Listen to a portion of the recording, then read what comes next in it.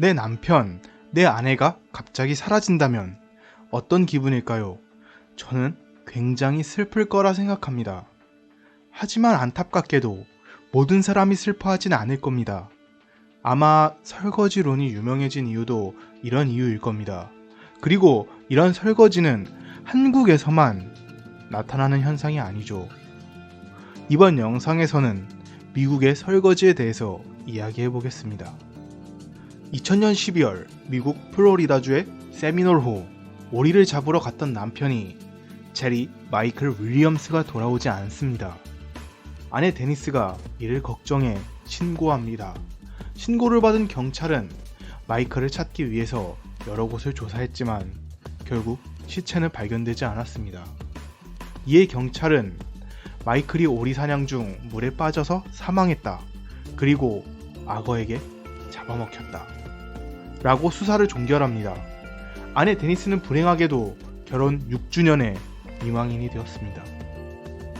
이렇게 힘든 데니스의 옆에는 마이클의 친구였던 브라이언이 있었습니다. 그리고 데니스는 브라이언과 재혼하여 새 출발을 하게 됩니다. 하지만 17년 후 충격적인 사실이 밝혀집니다. 바로 마이클은 사고로 사망한 것이 아니라 살인당했다. 범인이 17년 만에 자백을 했습니다. 왜 범인은 갑자기 자백을 했을까요? 그리고 범인은 누구였을까요? 피해자 마이클은 어떤 사람이었나?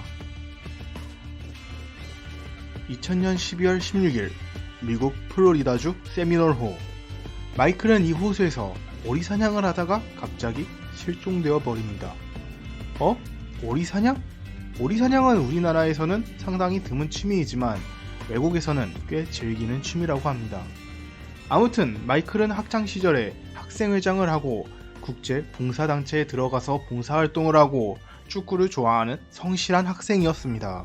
마이클은 이 학창 시절에 친구 브라이언 윈체스터와 브라이언의 아내가 될 캐시 그리고 자기의 아내가 될 데니스 메레를 만납니다. 학생회장이 될 정도로 인망이 넘쳤던 착한 마이클, 학교에서는 알아주는 미녀였던 데니스, 이 둘은 남들이 보기에 부러워할 만한 커플이 됩니다. 이 둘은 1988년 고등학교를 졸업하고도 꾸준히 연애를 합니다. 졸업 이후 마이클은 플로리다 주립대학에서 도시계획 정치학을 전공합니다. 마이클은 대학교를 졸업하기 전에 취업에 성공하여 부동산 감정사로 일하기 시작하죠. 그리고 마이클은 고등학교, 대학교 시절을 함께한 데니스와 1994년 결혼에 골인합니다. 5년 후 1999년에는 딸까지 가지며 누가 봐도 행복해 보이는 가정을 만드는 데 성공하죠. 마이클은 주변 평가도 상당히 좋았습니다. 마이클의 회사 사장님은 마이클처럼 열심히 일하는 사람은 못 봤다. 마이클의 회사 동료는 마이클은 일을 열심히 하는 만큼 딸에게도 정성을 다했다. 마이클은 일에만 집중하는 사람이 아니라 가족에게도 충실한 멋진 가장이었습니다. 오랜 연애로 좋은 반려자를 만나고 좋은 직장에서 평가도 좋은 마이클. 아마 이 사실을 몰랐다면 누구든지 마이클을 부러워했을 겁니다. 무슨 사실? 마이클의 아내 데니스는 마이클을 속이고 마이클의 친구인 브라이언과 불륜 중이었습니다. 참고로 브라이언 역시 고등학교 동창이었던 캐시와 결혼한 상태로 데니스를 만나고 있었습니다. 왜 마이클은 살해당했나? 데니스와 브라이언이 불륜을 시작한 것은 1997년. 이 둘은 3년이나 불륜을 저질렀습니다. 하지만 이 둘은 숨어서 만나는 것에 지쳐가기 시작합니다. 그래서 브라이언은 데니스에게 이혼하고 나한테 와. 하지만 데니스는 나는 이혼하고 싶지 않아. 그리고 이렇게 이혼하면 딸의 양육권은 마이클이 가져갈 거 아니야? 딸은 내가 키우고 싶어. 데니스는 이혼도 하고 싶지 않고 딸도 본인이 데려가면서 브라이언과 계속 만나고 싶었습니다.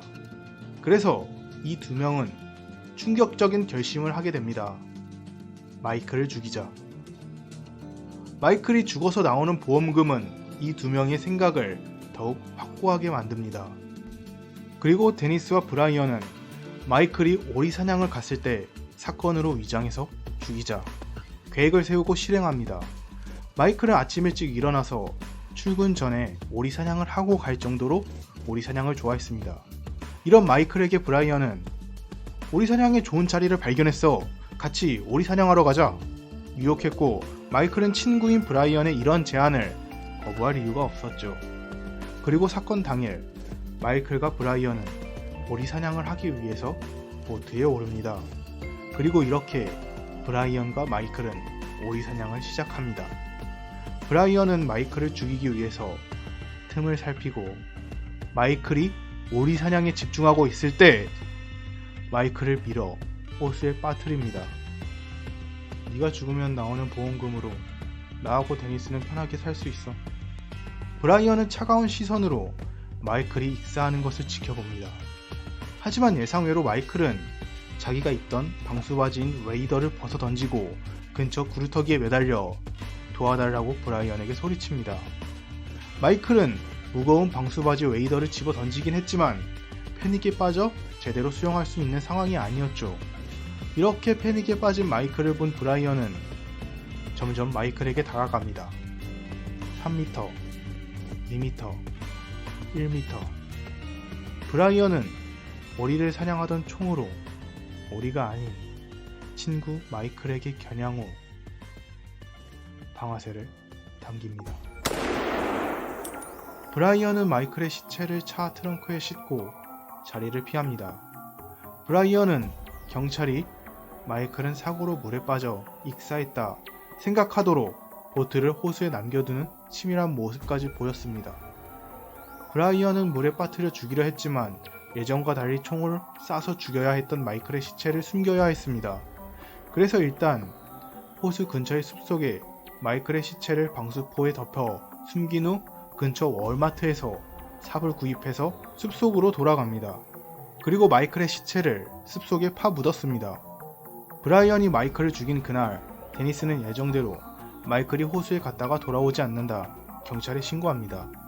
이에 경찰은 호수에 버려져 있는 보트를 보고 마이클이 물에 빠진 것이라 생각해 44시간이나 호수를 샅샅이 수색합니다. 이렇게 찾아도 마이클이 발견되지 않자 경찰은 물에 빠져서 익사한 마이클을 호수에 서식하던 악어가 먹어버렸다 라고 결론을 짓고 수사를 종결합니다. 아니 그래서 마이클의 시체는 어디 있는데? 이렇게 사고로 종결되어도 유일하게 한 명은 마이클은 살아있다 주장하고 있었습니다. 마이클을 정말로 사랑하는 사람, 마이클의 어머니였죠. 마이클의 어머니 셰릴 윌리엄은 마이클이 죽었다는 것을 믿지 않았습니다. 마이클은 어릴 때부터 오리 사냥을 했고 세미널 호에 대해서도 자세히 알고 있다. 그러니 마이클은 물에 빠질 만한 실수를 하지 않았을 것이다. 악어에게 잡아먹혀서 시체가 없다고? 이처럼 추운 날씨에는 일반적으로 악어는 먹이를 먹지 않는다. 이러한 정황으로 셰릴은 마이클이 물에 빠진 것을 믿지 않았고 마이클이 살아있다고 생각했습니다. 그 지역 파충류 학자 역시 당시 온도를 보고 이 온도에서 악어는 먹이에 관심이 없다. 이렇게 낮은 온도에서는 체온을 유지하는 것에만 신경 쓴다. 이 시기는 악어의 겨울 동면 시기임을 강조했습니다. 그리고 만약 악어가 평상시와 다른 모습을 보여 마이클을 공격했다면 마이클의 유골이라도 발견됐어야 정상이었겠죠. 마이클이 사고를 당했다면 아무래도 멈춘 상태보다 이동 중에 사고가 났을 가능성이 높겠죠. 그렇다면 보트의 시동은 계속 걸린 상태였을 테고 연료는 전부 소진됐어야 했습니다. 하지만 보트의 연료는 남아 있었습니다. 이렇게 여러가지 의심들이 모여 마이클은 물에 빠져 죽은 것이 아닐 것이다 주장도 나오고 있었습니다. 그리고 이러한 상황은 셰릴에게 마이클은 죽지 않았어 라는 희망을 주었고 계속해서 마이클을 찾아달라고 요청했습니다. 셰릴은 플로리다주 주지사에게 200통 이상 편지까지 썼습니다. 이런 셰릴의 요청이 통한 걸까? 경찰은 다시 수사를 시작합니다. 그리고 이렇게 수사가 시작되고 마이클의 웨이더가 발견됩니다. 이 웨이더는 악어에게 공격당한 흔적이 전혀 보이지 않았습니다. 경찰은 웨이더를 입고 있는 상태에서 마이클이 익사하고 악어에게 공격당했다 라는 가설을 세우고 있었기에 악어에게 공격당한 것이 아닌가? 라는 곳에 무게가 쏠리게 됩니다. 이후 계속되는 경찰의 수사에도 뭔가 특별한 것은 발견되지 않고 2008년 사건의 공소시효가 다합니다. 이렇게 마이클을 죽인 두 사람은 행복했을까? 마이클을 죽이고 나서 브라이언과 바로 만나는 것은 의심을 사지 않을까? 걱정한 아내 데니스는 브라이언과 관계를 들키지 않기 위해서 다른 남자들과 데이트를 하는 등 치밀한 모습을 보입니다. 그리고 당시 브라이언은 자신의 아내 캐시와 이혼을 하죠. 이렇게 의심이 없도록 시간을 끌다가 데니스와 브라이언은 2005년 결혼을 합니다. 그리고 브라이언은 이렇게 결혼을 하면서 마이클의 사망보험금까지 얻는 데 성공합니다. 하지만 이렇게 친구까지 죽이고 얻은 돈과 여자, 브라이언은 행복했을까요? 계속되는 마이클의 실종 수사는 브라이언을 불안하게 했습니다. 그리고 이 불안감은 편집증으로 바뀌기 시작하죠. 우리는 감시당하고 있다. 우리는 의심당하고 있다. 특히 브라이언이 조사를 위해서 경찰에 불려간 이후 이런 생각이 더 강해집니다. 마이클이 실종된 지 고작 19일 만에 보험회사에게 마이클의 사망보험금을 청구하는 데니스. 마이클은 아직 살아있다. 어머니 셰릴과 너무나 상반된 모습에 주변에서는 데니스를 좋지 않은 시선으로 보기 시작했습니다. 그래도 증거는 없었기에 브라이언과 데니스는 이 사건에서 잘 빠져나가게 됩니다. 이렇게 시간이 흘러 2008년 사건의 공소시효가 다 됩니다. 이에 브라이언은 안심을 하게 되죠. 하지만 브라이언의 이런 안심은 오래가지 않았습니다. 사건이 끝나도 이 사건을 계속해서 조사하길 바라는 마이클의 어머니 셰릴은 로비까지 하면서 마이클의 수사를 요구했고, 이런 노력 끝에 2011년 다시 수사가 시작됩니다. 이런 상황은 브라이언을 불안하게 만든 것인지 아니면 다른 이유가 있었는지 브라이언은 편집증에 이어 성중독증에 걸립니다. 성적 충동을 만족하지 못하면 행동상 문제를 일으키는 성중독증. 브라이언은 데니스에게 성폭력과 폭력을 휘두릅니다. 이는 브라이언과 데니스의 별거로 이어지고 데니스가 이혼을 생각하게 됩니다. 2015년 데니스는 이 생각을 실행으로 옮기고 브라이언에게 이혼 소송을 겁니다. 이렇게 이혼이 가까워질 때 브라이언에게는 여러 시련이 한꺼번에 닥쳐옵니다. 브라이언의 어머니가 암에 걸리고 첫 번째 부인 캐시와의 아들은 브라이언을 버리고 엄마 캐시한테 가버립니다. 이런 상황 속에서 이혼은 데니스가 자기가 벌인 일을 세상이 떠벌리지 않을까, 남은 보험금을 전부 데니스가 가져가지 않을까, 브라이언의 정신을 더욱 불안하게 만들었습니다. 그래서 브라이언은 또다시 나쁜 짓을 해버립니다. 바로 데니스를 납치한 것. 브라이언은 데니스의 갈비뼈에 총을 겨누고 마이클에 대한 일을 공개하지 말라고 협박하게 되죠. 약 1시간 정도 데니스를 협박하고 브라이언은 데니스를 놓아줍니다.